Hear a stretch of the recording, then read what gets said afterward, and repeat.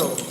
Excellent. So what have we just read? More Jeremiah. Yes. And actually there was a bit which we missed on Saturday. Oh. The beginning of the story with the scroll. Because... you did your homework. Well done. It's good to have someone who comes prepared. Helps. I think I was... No, it's good. Yeah, so what happened? Yeah. They started, yeah? Yeah, so, because... so God told Jeremiah to take the scroll and write all the threats that he had given to the people of Judah, to the kings and to the people in general. So that and he said, well, I hope that they might read what you've written, and then they will change their ways, so turn away from their evil ways. Right. And this is what Jeremiah did. So he wrote everything on the scroll, but he could apparently, I don't know... upset the king. But so he couldn't enter the king's the chamber. place of worship. So he told the secretary, Baruch, to take the scroll and read it out. Right. And so he went and read it in front of all the people. And then he was taken to the king. So the secretaries wanted the king to hear everything, and the king was not happy. Yeah, and he burned it. And I love it. But I love the way every time that he read a passage, he took his penknife out and cut a bit off. Yeah. As he read 3 or 4 columns, the king cut them off with a penknife, and threw them into the fire in the brazier. And until the entire scroll was consumed in the fire. I just love this vision of the king sitting there with his penknife. He'd probably been eating nuts or fruits or something with his penknife. And then this guy comes in with the scroll with all these things written on it, and he just one by one says, no, I don't like that, cut it off, bung it in the fire. And it's interesting, Vera makes a couple of really great points here. Amazing how hardened the heart of the king is. He doesn't want to listen to all the God's words, doesn't want to listen to what he doesn't want to hear, I suppose. Yes, and again, this is so human. It's so human, exactly. Yeah, so you can't think of anything better than just burn it.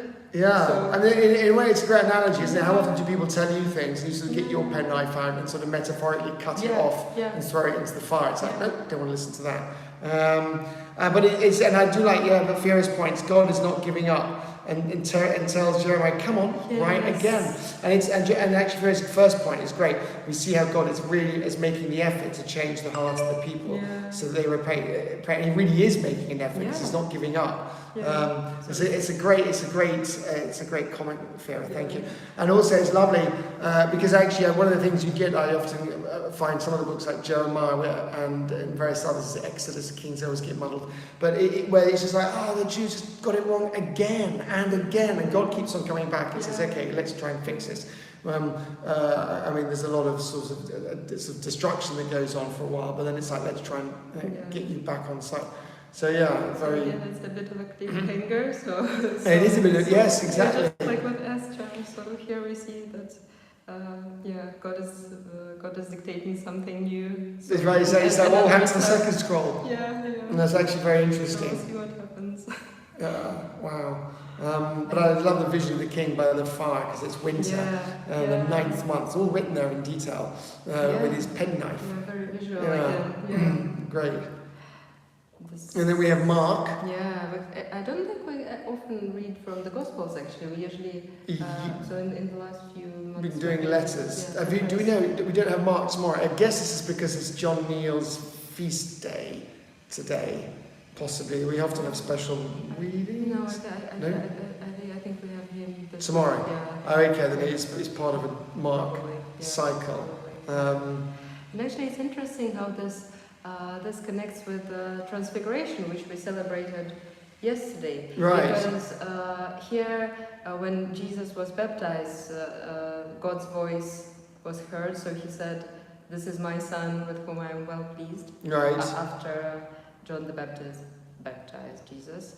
And during Transfiguration, we have this happening again, because there was the voice of God saying, "This is my son." Right. So, but when Jesus was praying with Peter, James, and John, and when Moses and Elijah when he went up the hill, right? And then there was this voice of God saying, "This is my son." So I think there are those two episodes in the Gospel when God calls Jesus my son. Right. Here and during Transfiguration. Ah, okay. It's interesting. Right, and this is, yes.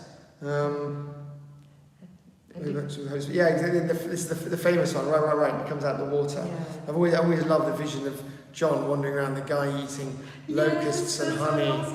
Just this kind of crazy guy. But he's ahead of his time, because now we're all beginning to eat insects, aren't we? Because it's supposed to be the new sort of carbon-friendly way of getting protein.